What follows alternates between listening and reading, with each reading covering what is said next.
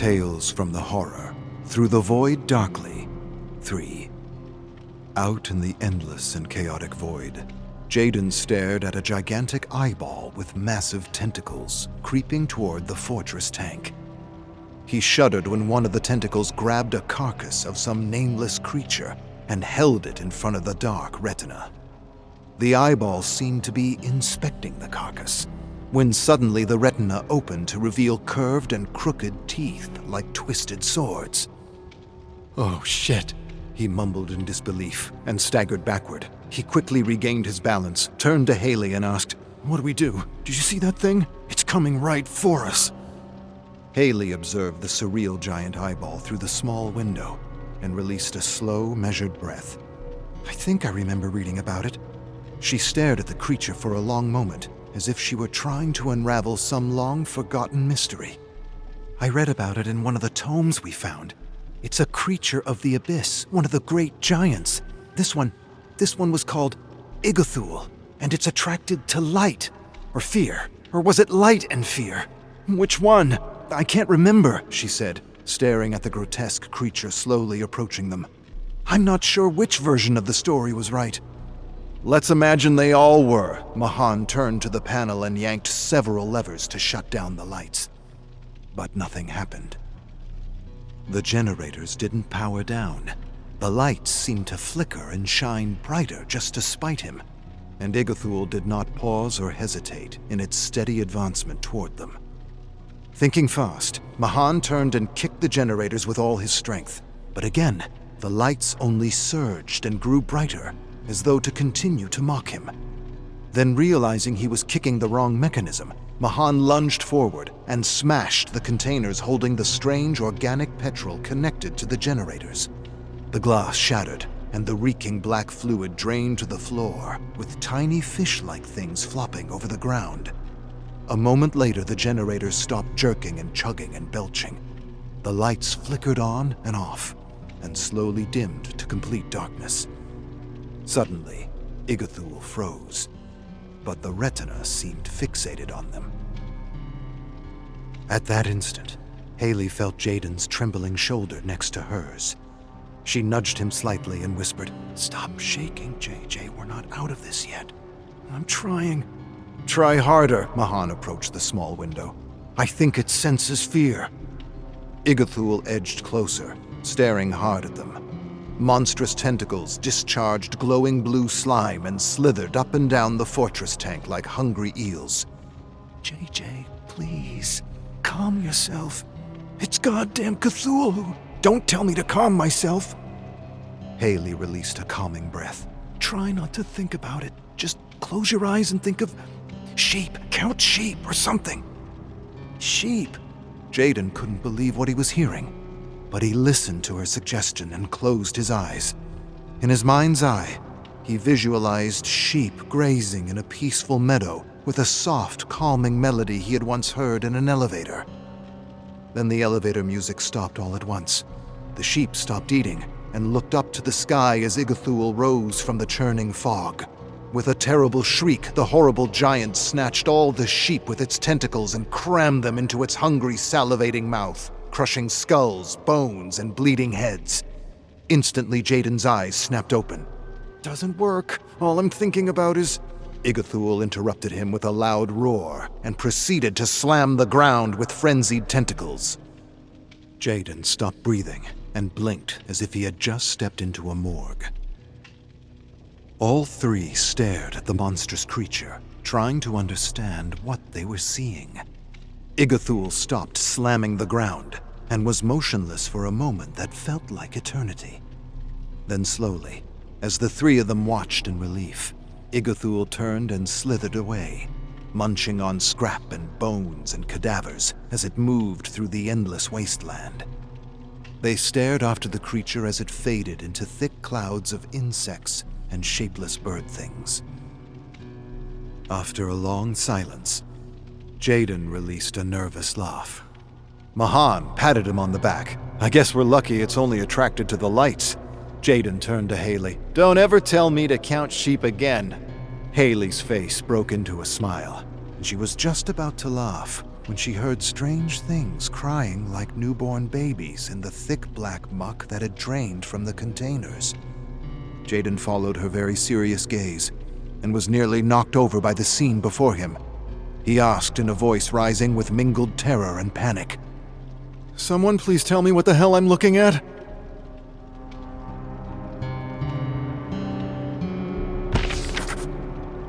Arcus, 10-187. I've been pushing through the void for weeks. Maybe longer. Endless bodies and discarded realms as far as the eye can see. It seems a lot worse than any version of Barra's story I've read, and the constant feeling of dread is overwhelming. I'm starting to doubt anyone ever escaped this place.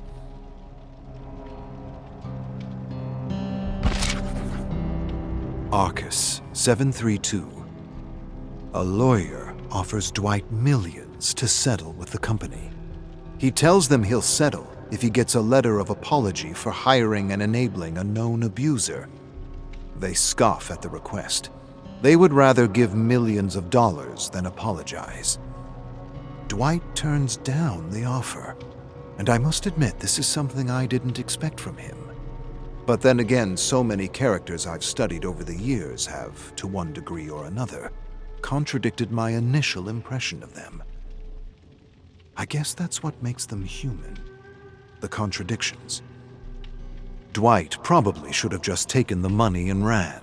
That way he wouldn't have had to endure all those menial jobs throughout his life. But then again, there would be no elephant incident at the zoo. Nor would there be the coyote incident when he worked as a roadkill collector, or even the incident driving the limousine across the country for that metal band. Come to think of it, I'm glad Dwight didn't take the money. I have found his memories amusing, if not entertaining.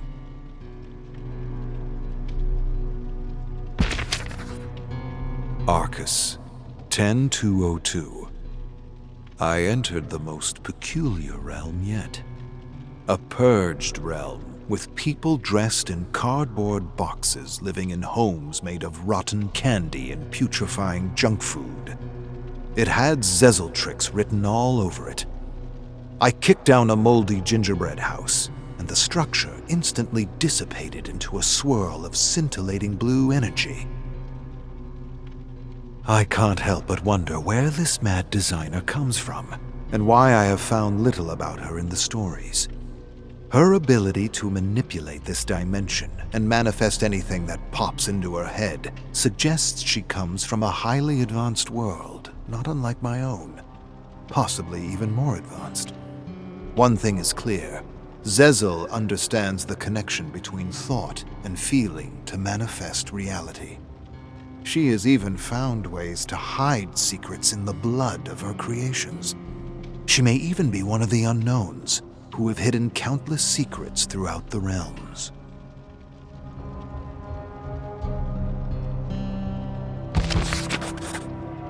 Arcus, 42. Those who are referred to as the unknowns have journeyed through this old one, hiding secret knowledge within the realms in strange ways. It is said that this knowledge is hidden in the fog, in the buildings, and even in the blood of creatures. It's hard to make sense of what they mean. What is clear is the unknowns seem to be able to travel throughout realms with relative ease. The ability to move between realms alone would be a secret worth having, even if I would have to skin one of those horrific creatures lurking around in the fog.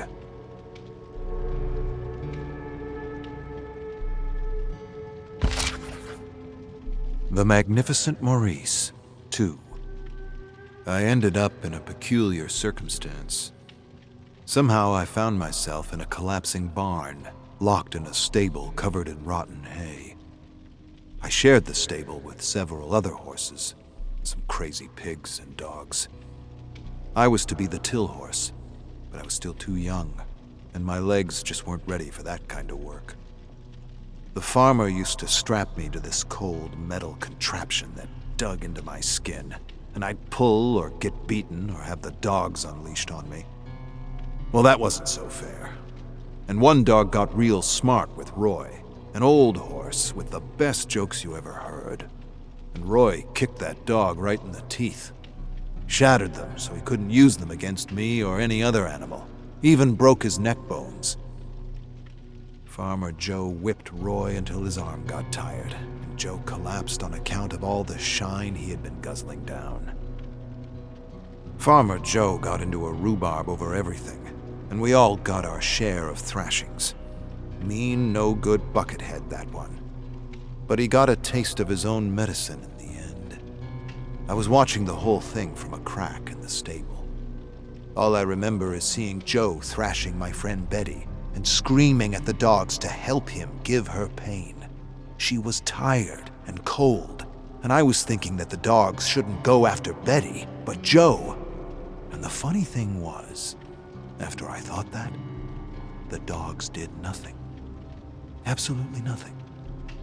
And he was getting more and more upset. Then he turns his whip on the dogs, and then I did it. I wished one of them dogs would just teach him a lesson. Before I knew what was what, one of the dogs turns on Farmer Joe and bites his leg and rips out a good meaty chunk of flesh. Now Joe yells and shrieks and tries to stand, but the dogs surrounded him and pounced, and the yells and shrieks turned to gurgles, and the gurgles soon turned to silence. Then one of them dogs comes and frees us all. As I made my way outside, I heard a series of gunshots and yelps. Suddenly, all the animals went off in every direction, to the dirt road, to the meadow, to the river, and I galloped off to the forest. I rushed through trees and bramble, and only stopped when I felt I was being followed. That's when I turned to see a litter of pups following me. I told them to scram and go find their mommy. I shooed them away and continued through pools of shadow and light. But every time I glanced back, there they were, stumbling over bushes, logs, or trying to hide from my angry gaze. I told them to quit following me. That was that.